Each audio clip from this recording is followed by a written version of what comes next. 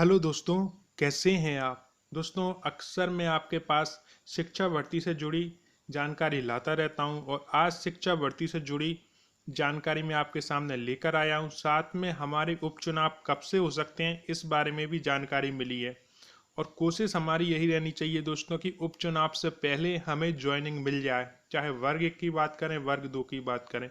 और इसके लिए आप सोशल मीडिया अभियान हो या प्रत्येक जिले से ज्ञापन अभियान हो, लगातार आप प्रयास कर ही रहे हैं।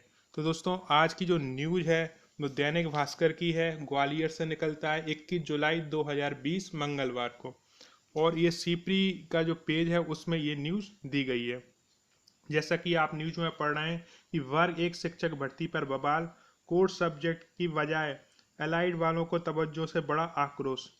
पद साइंस टीचर का, भर्ती इंजीनियरिंग की करने वालों की। तो इसमें एक मुद्दा उठाया गया है।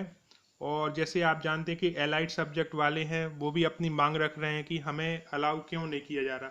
और जहाँ पर जो एलाइड सब्जेक्ट से नहीं है, मूल सब्जेक्ट्स हैं, वो भी अपनी मांग रख रहे हैं दोस्तों। तो जैसे कि हम इसका विश्लेषण करते हैं न्यूज का, कि शिक्षक की भर्ती में वर्ग 2 के पद कम करने का मामला थम नहीं रहा है। दोस्तों, वर्ग 2 में वाकई में पद कम है, जिसके लिए सोशल मीडिया पर अभियान चलाया जाता है। हर शनिवार आपके द्वारा मांग की जाती है और लगातार ज्ञापन भी दिए जा रहे हैं। अब वर्ग 1 में हो रही भर्ती पर प्रदेश भर में बवाल मचा है। दरअसल नियम अनुसार कोर सब्जेक्ट वाले प्रतियोगियों को प्राथमिकता दी जानी है, लेकिन उनकी अपेक्षा कर एलाइड विषय वालों को मेरिट के आधार पर रखा जा रहा है। यानी ऐसा हो सकता है कि जो पद विज्ञान पढ़ाने वाले शिक्षकों के लिए है, उन पर बीई डिग्री वाले इंजीनियरिंग का भी नियुक्ति की जा सकती है। और सीपरी सहित प्रदेश भर में सैकड़ों उम्मीदवार वर्ग 1 के तहत हो रही उच्च माध्यमिक शिक्षकों की भर्ती प्रक्रिया का विरोध कर रहे हैं। आरोप है कि पात्रता की शर्तों को पूरा नहीं किया के बावजूद अलाइड विषयों वालों को नौकरी देने की तैयारी की जा रही है, जिसमें मूल विषयों की क्वालिफाइड उम्मीदवारों का हक छीन जाएगा। शिक्षा विभाग ने 17,000 शिक्षकों की भर्ती प्रक्रिया से पूर्व जो नियम बनाए थे उनका उल्लंघन किया जा रहा है। जैसे कि जीव विज्ञान विषयों के लिए नियम अनुसार केवल मूल विषयों के अभ्यर्थी पात्र माना जाएगा। 28 अगस्त 2018 को जारी हुए शासन के आदेश की कंडिका 1.1 में लिखा है कि मूल विषयों वाले ही पात्र माने जाएंगे, लेकिन मेरिट लिस्ट में आए कई उम्मीदवार निर्धारित योग्यता नहीं रखते हैं। यानी वे तकनीकी शिक्षा वाले हैं, लेकिन मेरिट में ऊपर होने के कारण उन्हें विज्ञान जैसे विषयों में प्राथमिकता दी जा रही है। ऐसे में सवाल उठ रहा है कि नियम विरुद्ध यदि तकनीकी शिक्षा वाले प्रतियोगियों की नियुक्ति विज्ञान शिक्षक के रूप में कर दी, तो वे हायर सेकेंडरी के विद्यार्थियों को विज्ञान कैसे पढ़ाएंगे। इस तरह अन्य विषयों को लेकर भी विसंगतियां सामने आई हैं। जो मूल विषय कोर सब्जेक्ट के उत्तीर्ण आवेदकों के अधिकारियों का हनन है, यानी कि अधिकारों का हनन है। जबकि छत्तीसगढ़ का भी यहाँ पे एक हवाला दिया गया है, जबकि छत्तीसगढ़ और उत्तर प्रदेश में हाल ही में शिक्षकों की भर्ती की गई है, जिसमें मूल विषय को अभ्यर्थी को पात्र माना गया है। यानी कि इन्होंने जो यहाँ पे हवाला दिया गया है वो छत्तीसगढ़ और उत्तर प्रदेश की जो भर्ती हो रही उसका दिया गया है दोस्तों। इसमें आगे लिखा है, युवाओं का कहना है कि हम लोगों ने बड़ी मुश्किल से वर्ग 1 के लिए क्वालिफाइड किया और विषय विशेषज्ञों की दक्षता रखते हुए शासन के नियम से परे जाकर अब हमारी जगह दूसरे विषय वालों को रखा जा रहा है। इससे हमारे हक पर तो डाका डाला ही जा रहा है। और इन्होंने भी विरोध दर्ज कराया, यानी जो एलाइड विषय वाले हैं वो भी विरोध दर्ज करा रहे हैं कि हमें क्यों नहीं रखा जा रहा है। और जो एलाइड सब्जेक्ट से नहीं है वो भी अपना विरोध दर्ज करा रहे हैं कि हमारी जगह उन्हें कैसे रखा जा रहा है। अब दोस्तों, यहाँ पर जो हमारे स्कूली शिक्षा मंत्री हैं श्री इंदर सिंह परमार जी, उनका भी वक्तव्य आया है। उन्होंने लिखा है, कोर सब्जेक्ट वालों को ही अवसर दिया जाएगा। वर्ग 1 में शिक्षकों की नियुक्ति नियम अनुसार की जाएगी, विषयवार शिक्षक ही रखे जाएंगे। कोर सब्जेक्ट वाले प्रतिभागियों को ही अवसर मिलेगा, अलाइड वाले बाहर किए जाएंगे, किसी के हक पर डाका नहीं डालने दिया जाएगा। ये उन्होंने वक्तव्य दिया है दोस्तों।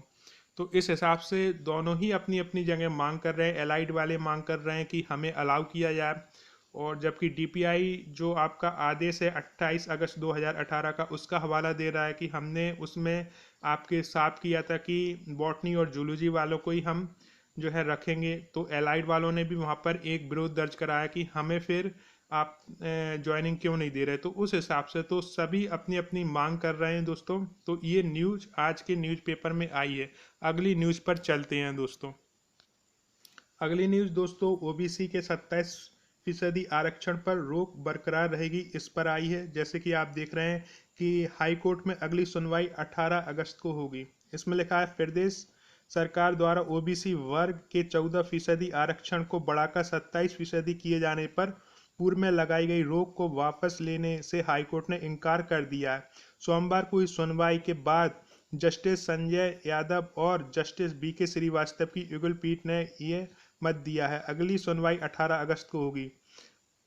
आशिता दुबे व अन्य की ओर से दायर इन याचिकाओं में ओबीसी वर्ग के आरक्षण सीमा बढ़ाए जाने को लेकर 8 जुलाई 2019 को मध्य प्रदेश विधानसभा से बिल पारित होने और फिर 17 जुलाई को उसकी अधिसूचना जारी होने को चुनौती दी गई है। अब इसमें लिखा है 10% ही आरक्षण के मुद्दे पर सरकार ने दे जवाब। इसी तरह आर्थिक रूप से कमजोर यानी कि ईडब्ल्यूएस कमजोर वर्गों के लिए 10% आरक्षण दिए जाने को चुनौती देने वाले ओबीसी एडवोकेट्स वेलफेयर एसोसिएशन व अन्य की याचिकाओं पर भी एकल पीठ ने सरकार को जवाब पेश करने की निर्देश दिए हैं।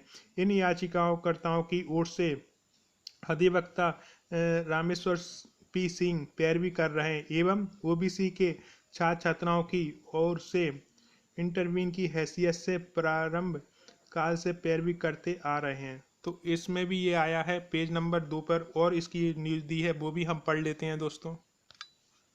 अब दोस्तों यहाँ पर लिखा हुआ है कि आरक्षण का प्रतिशत बढ़ाए जाने के इन मामलों को असंवैधानिक और सुप्रीम कोर्ट द्वारा इंदिरा साहनी के केस में दिए गए निर्देश के खिलाफ बताया गया है। विगत 28 जनवरी 2020 को हाई कोर्ट ने पीएससी के करीब 400 पदों पर होने वाली भर्तियों पर ओबीसी का आरक्षण 14% ही रखने को कहा था। उसके बाद राज्य सरकार की ओर से अर्जी दायर करने रोक हटाए जाने की प्रार्थना की थी, लेकिन हाई कोर्ट ने उस पर कोई भी आदेश देने से इनकार कर दिया था। सरकार की ओर से दायर अर्जी पर सोमवार को सुनवाई के दौरान याचिकाकर्ताओं की ओर से अधिवक्ता आदित्य संघी ने अपने विरोध जताया। सुनवाई के बाद युगल पीठ ने 28 जनवरी के स्टे को वापस लेने से इनकार कर दिया है।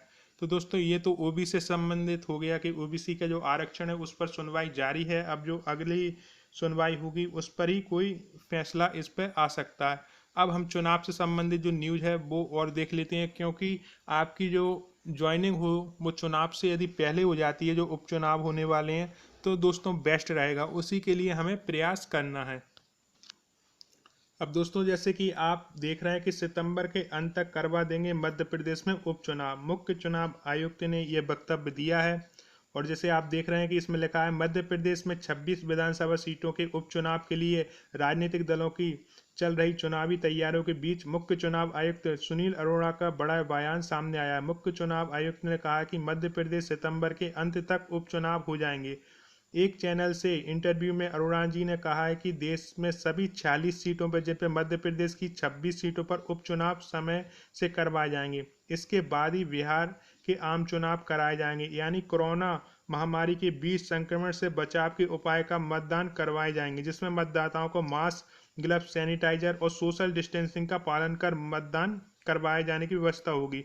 मध्य प्रदेश में कांग्रेस के विधायक के इस्तीफा के रिक्त हुई 22 सीटों पर 6 महीने की समय अवधि के अनुसार 10 सितंबर तक चुनाव कराए जाने हैं। इसके अलावा 2 अन्य सीट जौरा और आगर मालवा के उपचुनाव से भी 22 सीटों के साथ ही होंगे। हाल ही में 2 और विधायकों के इस्तीफा के बाद 26 सीटों के उपचुनाव सितंबर के अंत तक होने की उम्मीद है। तो दोस्तों जैसे आप देख रहे हैं इसमें यह भी लिखा हुआ है कि प्रदेश में 58 लाख वोटरों के वोट डालने की तैयारी जारी है। तो यही हमारी मांग है कि जब उपचुनाव भी हो सकते हैं दोस्तों सोशल डिस्टेंसिंग के साथ, कोरोना वायरस की महामारी को ध्यान में रखते हुए, तो हमारी जो ज्वाइनिंग है वो क्यों नहीं हो सकती और उससे पहले क्यों नहीं हो सकती, यही हमें डिमांड करनी है सोशल मीडिया के द्वारा और ज्ञापन के द्वारा। लगातार आप इसकी मांग कर ही रहे हैं दोस्तों। तो इसकी मांग अब हमें दोस्तों जारी रखनी है और पद वृद्धि की भी मांग हमको जारी रखनी है दोस्तों। और अतुल कुमार शर्मा का पूरा सहयोग रहेगा और जितना भी हमसे हो सकेगा हम करेंगे और इसमें आपका सहयोग भी चाहिए। दोस्तों, आपने इस वीडियो को देखने के लिए इतना समय निकाला, उसके लिए तहे दिल से धन्यवाद।